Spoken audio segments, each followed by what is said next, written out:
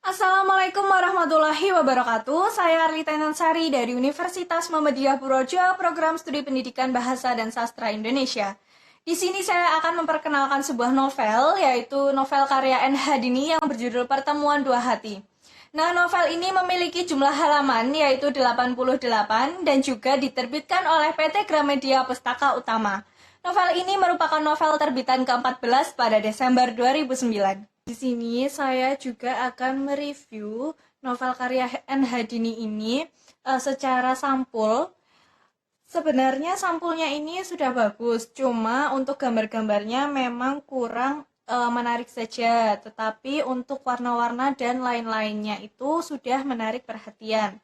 Lalu untuk kertasnya sendiri, karena sudah terbitan lama yaitu 2009, jadi kertasnya itu sudah banyak bercak-bercaknya. Nah, untuk bahasanya sendiri, bahasanya itu mudah untuk dipahami oleh anak remaja. Nah, novel ini menceritakan tentang Waskito. Nah, Waskito ini merupakan seorang siswa yang tidak disukai oleh teman-temannya. Dia merupakan seorang siswa yang sukar. Dia ini sering membuat onar, sering membolos, dan juga sering berkelahi dengan teman-temannya. Tetapi, berkat keuletan Bu Suci, yakni guru Waskito, akhirnya si anak sukar itu berhasil dibimbing ke arah yang benar. Nah, pada bab 1 ini menceritakan tentang kepindahan keluarga Bu Suci. Bu Suci ini harus pindah rumah karena suaminya itu pindah tugas. Dia tadinya mengajar di Purwodadi, yaitu kota kelahirannya. Dan sekarang dia harus pindah rumah ke kota besar. Nah, Bu Suci di sini juga menceritakan tentang bagaimana perjalanannya dari dia sekolah sampai dia menjadi seorang guru. Pada bab ini juga menceritakan tentang anak Bu Suci yang tiba-tiba mengalami sakit-sakitan dan harus dibawa ke dokter untuk menjalani pengobatan. Pada bab 2 menceritakan tentang pertama kalinya Bu Suci datang ke sekolahan baru. Dia di sana mulai menjadi guru baru dan juga memperkenalkan dirinya kepada murid-muridnya.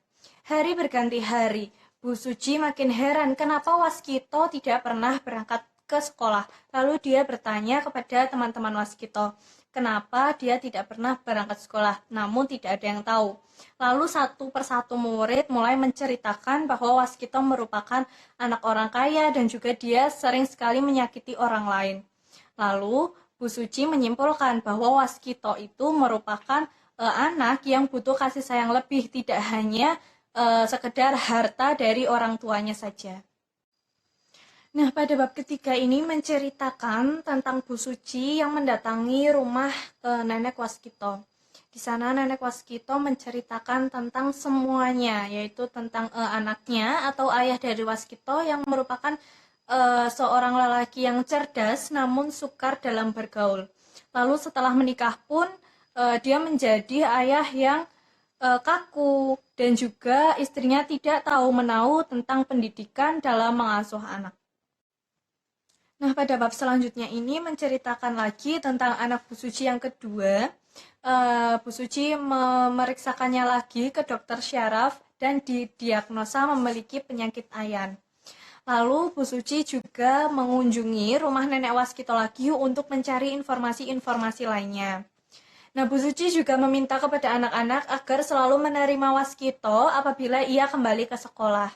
Nah, saat Waskito sudah kembali ke sekolah, si Waskito ini mulai mengerjakan tugas, mulai bersikap dengan tenang, tetapi ada masanya juga bahwa si Waskito ini juga sering mengganggu teman-temannya. Nah, sampai akhirnya Bu Suci ini mengetahui kenapa sih Waskito sering mengganggu teman-temannya. Ternyata tidak hanya satu atau dua anak saja yang sering diantar jemput oleh ayahnya. Nah, si Waskito ini ingin sekali diperhatikan ataupun diantar jemput oleh ayahnya. Jadi dia merasa iri oleh teman-temannya itu, makanya dia sering sekali mengganggu teman-temannya tersebut. Nah, pada bab selanjutnya ini menceritakan tentang seorang anak yang tiba-tiba mendengar suara teriakan Waskito.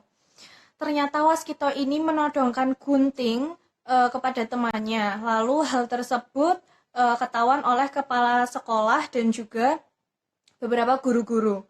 Nah, si kepala sekolah ini mulai memarah-marahi Waskito, dan pada akhirnya Bu Suci menggiring Waskito untuk keluar kelas dan diajak untuk berbicara. Setelah Bu Suci berbicara dengan Waskito, kepala sekolah dan guru-guru berkumpul untuk mendiskusikan bahwa Waskito akan dikeluarkan dari sekolah.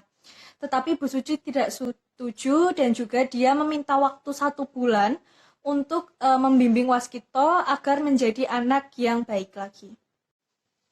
Nah, pada bab terakhir ini menceritakan tentang keberhasilan Bu Suci dalam mendidik Waskito sehingga Waskito naik kelas, dan juga budenya berterima kasih kepada Bu Suci karena Bu Suci sudah dengan ikhlasnya membimbing Waskito untuk menjadi anak yang baik.